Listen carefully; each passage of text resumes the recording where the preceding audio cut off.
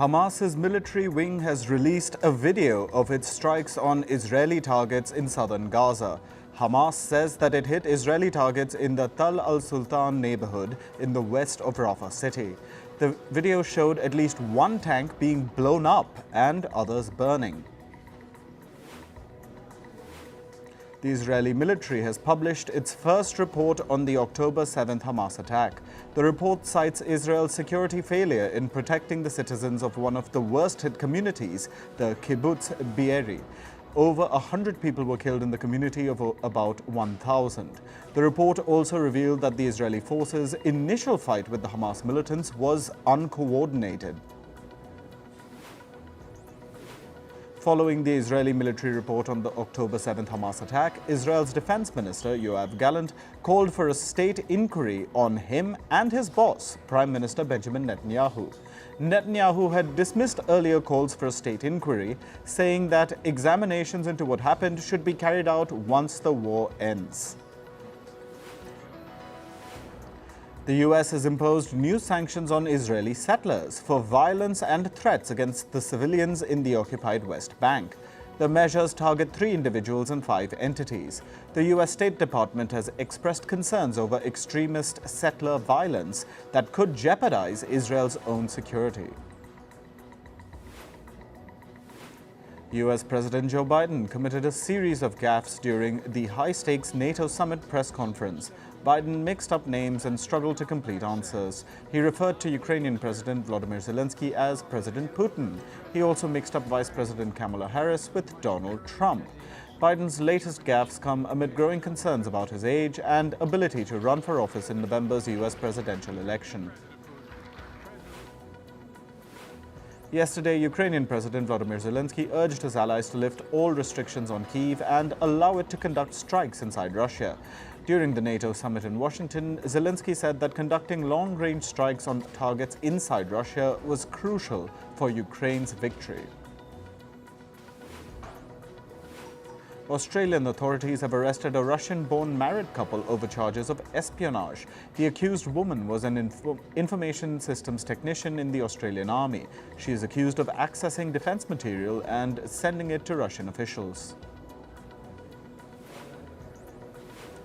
India's Supreme Court has granted interim bail to the Chief Minister of Delhi, Arvind Kejriwal. He was arrested in a money laundering case initiated by India's Enforcement Directorate. The case arose from Delhi's liquor privatization policy under Kejriwal.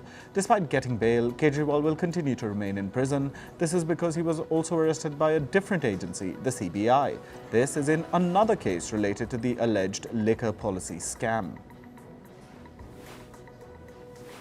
India's External Affairs Minister Dr. S. Jaishankar held a trilateral meeting with his counterparts from Myanmar and Thailand. Jaishankar said that the meeting was aimed at exchanging views on border stability and humanitarian assistance. It came amid growing security concerns in Myanmar over a resumption of attacks by the resistance forces fighting the ruling military junta. An employee of the Indian airline SpiceJet was arrested for slapping a security official. This was at the Jaipur airport in the Indian state of Rajasthan. The SpiceJet employee was allegedly stopped for not having permission to enter through a specific gate. She was asked to go through security screenings at a different gate. The argument escalated and led to a physical altercation. SpiceJet defended its employee, saying that she had a valid pass but was subjected to inappropriate language by the security personnel. Pakistani police forces attacked peaceful protesters in the city of Quetta in Balochistan. Activists allege that the police used tear gas to disperse the protesters. The Pakistani police also baton-charged the demonstrators, including women and children. People had taken to the streets to protest against the disappearance of Zahir Ahmed Baloch. He was allegedly abducted by Pakistani security forces on June 27th. Thousands of opposition protesters gathered in Albania's capital, Tirana. They accused state officials of being involved in organized crime and corruption. The protesters hurled petrol bombs at government buildings and the mayor's office. An American Airlines Boeing flight was forced to abort takeoff at Tampa Airport in Florida after one of its wheels caught on fire and exploded. The video showed smoke emanating from the landing gear of the plane. In climate news, Serbia is baking under severe heat waves. Temperatures in some parts of the country crossed 35 degrees Celsius. Doctors have reported a rise in heat-related illnesses in Serbia's capital, Belgrade. 2 people died in Slovakia's High Tatra Mountains after storms triggered flash floods. 16 tourists were caught in the flash floods and tried to find shelter. They were eventually found by a rescue team, but 2 of the tourists had already died by then.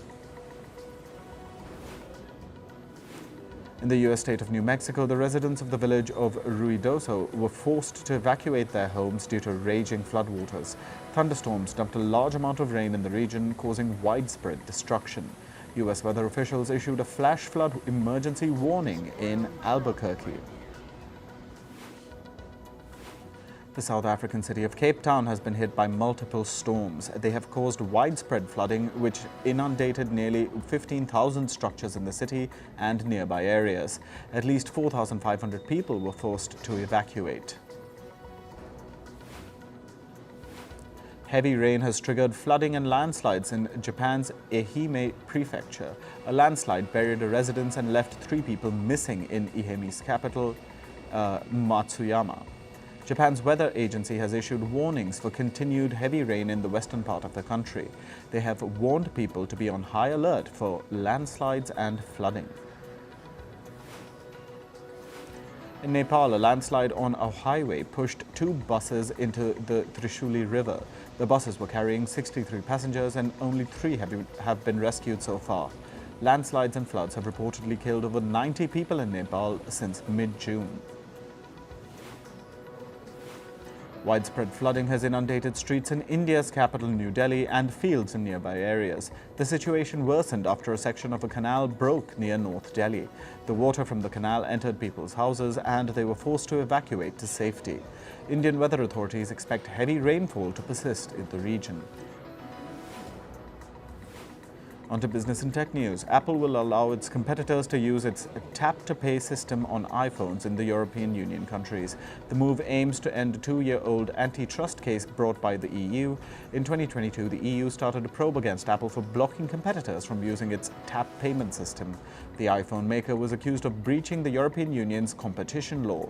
The bloc's competition watchdog said that Apple cannot keep other payments apps out of iPhones. A British regulator has warned that it may start a probe against e-commerce giant Amazon. The regulator wants to examine Amazon's dealings with its grocery suppliers. This comes after a survey found that the majority of the firm's grocery suppliers believe that Amazon does not comply with the law. Amazon has been asked to improve its relations with suppliers, or it could face a formal investigation. Germany says it wants to remove Chinese telecom firms from its 5G network. It would start by phasing out their equipment in Germany. This includes parts supplied by companies like Huawei and ZTE. The German Interior Ministry said that the move aims to protect critical infrastructure from potential security risks. The deadline to replace Chinese telecom parts from the core 5G network has been set for the end of 2026. Japan's investment giant SoftBank has acquired British chipmaker Graphcore. The company develops graphics processors that are used for artificial intelligence and machine learning. The value of the deal hasn't been revealed yet. The deal comes to Graphcore's aid to compete in global markets as it has been struggling to meet surging demand. Australia is planning to introduce a new law for internet companies. The law aims to force tech firms to stop hosting scammers on their platforms. The country's consumer regulator and treasury departments are consulting tech firms over the law. Australia has seen a rise in online scams in recent years. According to the customer regulator, the financial losses from the online scams have tripled in the last 3 years.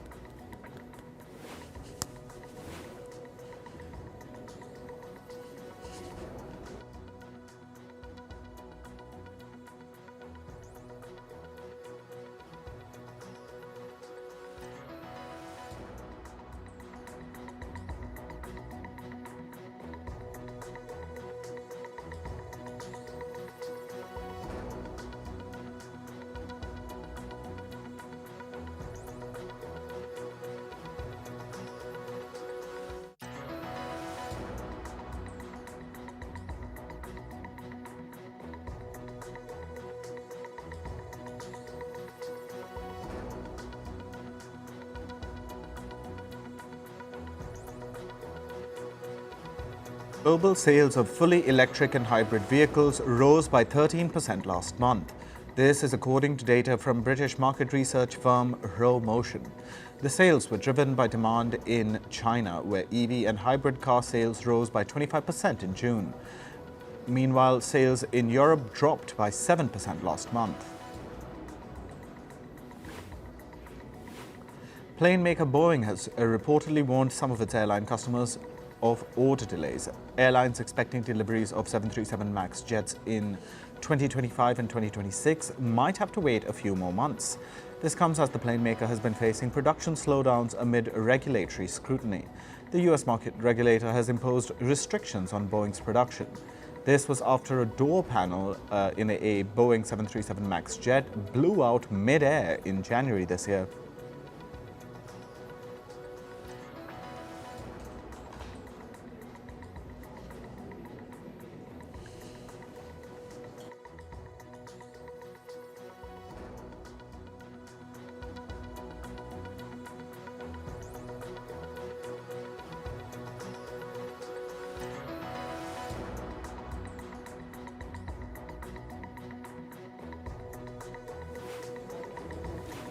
Meanwhile, Boeing is reportedly close to finalizing a new aircraft deal. South Korea's Korean Air is planning to order some 24 Boeing 777X jets from the American plane maker.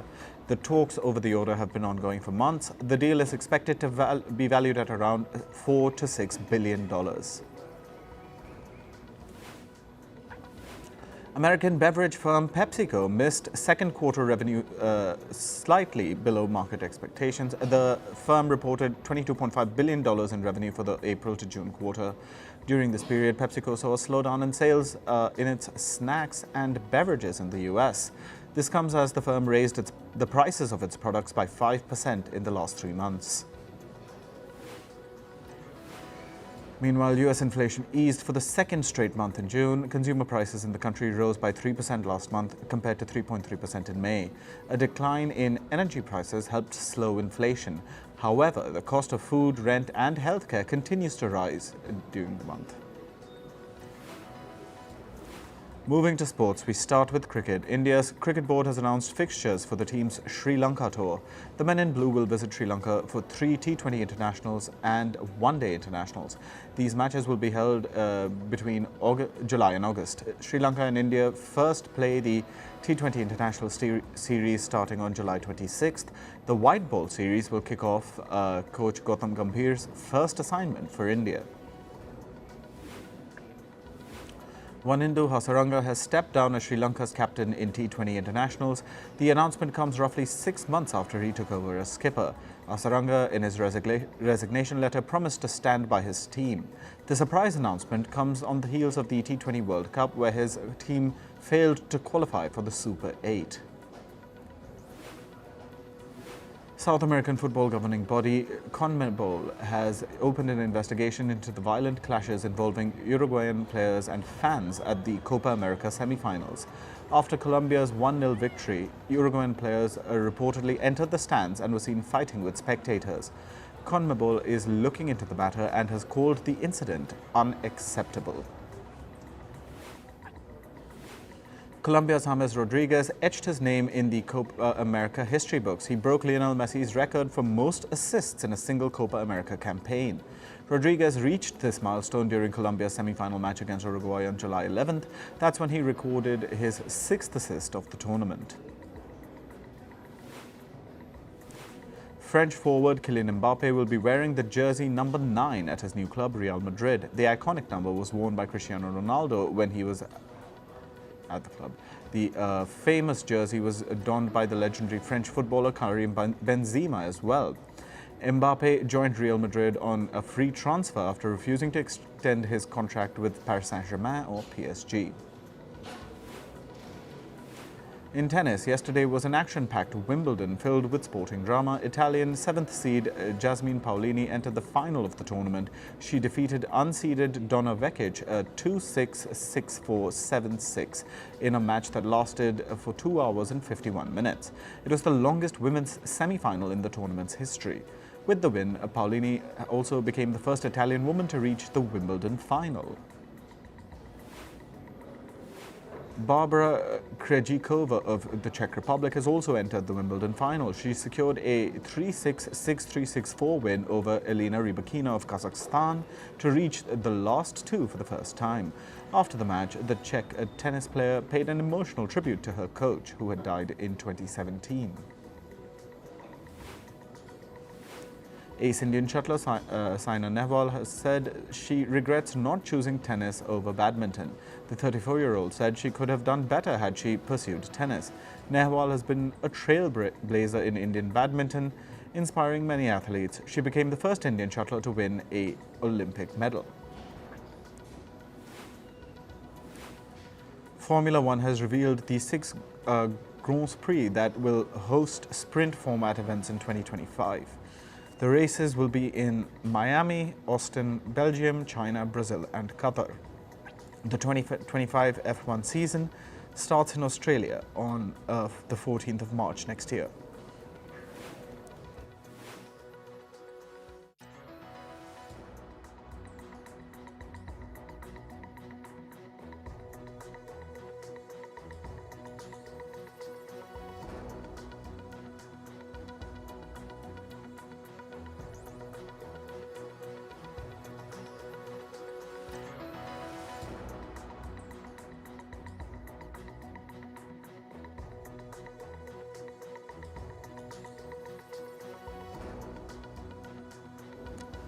Paris has set a new benchmark for the most Olympic tickets ever sold. A record 8.6 million tickets have been sold so far. This surpassed the record set during the Atlanta Games in 1996, which saw 8.3 million ticket sales. Paris organizers expect that the numbers will increase further and reach at least 10 million.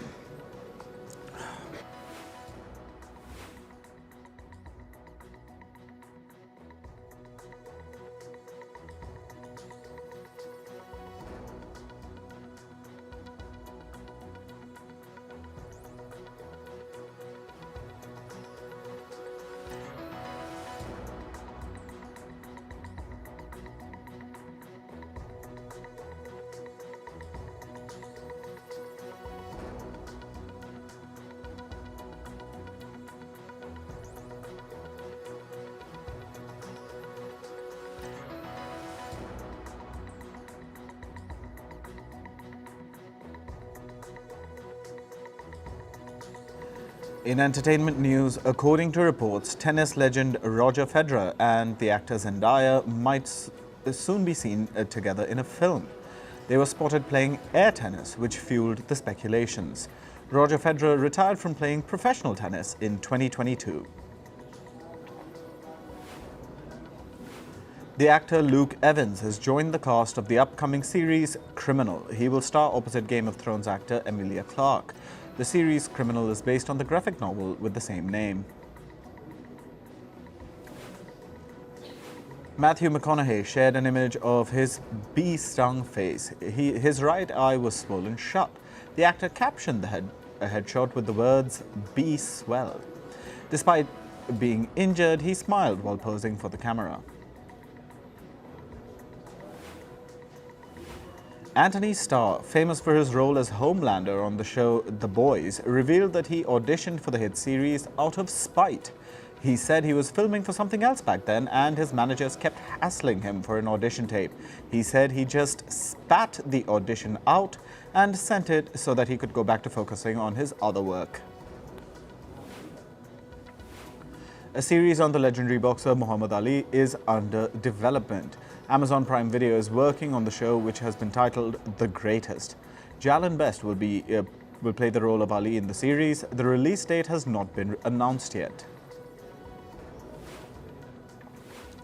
The makers of the Minions movies have announced that the third film in the franchise will release in 2027. It has been penned by Brian Lynch, the writer of The Secret Life of Pets. The concept of Minions first hit screens in 2010 in the film Despicable Me. South Korean singer Jungkook announced that his project I Am Still will release in theaters. Fans are speculating whether it will be a film or a documentary. The date is yet to be announced. Joe Jonas has announced the release of a new single. The song is called Work It Out and it'll be released on the 19th of July. Joe Jonas says that he is both excited and emotional about the song.